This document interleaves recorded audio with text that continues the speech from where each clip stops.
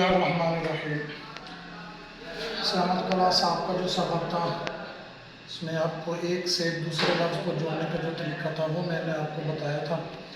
تو اس میں یہ تھا کہ آپ کا بے سین اور بے شین کا جو سبق تھا وہ ہمارا تھا. آج ہم اس کے آگے کریں گے. اب اس کے ساتھ یہ کہ بے کو سین کے ساتھ ملانے کا جو طریقہ تھا یہ الف کے ساتھ یہ 1 2 اور یہ 3. اب یہ کوشش کرنی ہے کہ جب آپ سین کو بے کے ساتھ ملانا ہے تو آپ نے کوشش کرنی کہ اس کے دندے ایک جیسے نہ ہو, اوپر سے نیچے ایسے یہ جو 3 دندے یہ ایسے نہ ہوں.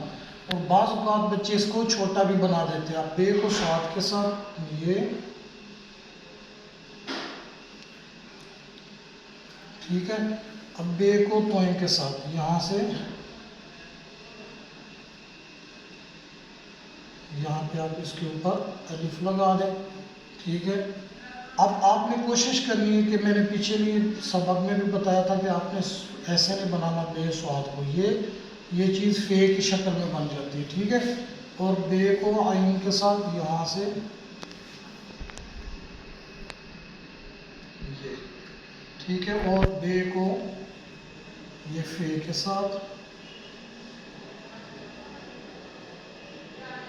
اور یہ کوشش کریں. میں نے پچھلے سبق میں بھی آپ کو بتایا تھا کہ بے کو عین کے ساتھ کا جو ہے یہاں سے یہ ادھر کو یعنی کہ اس کے حصے نہیں بنانے آپ نے.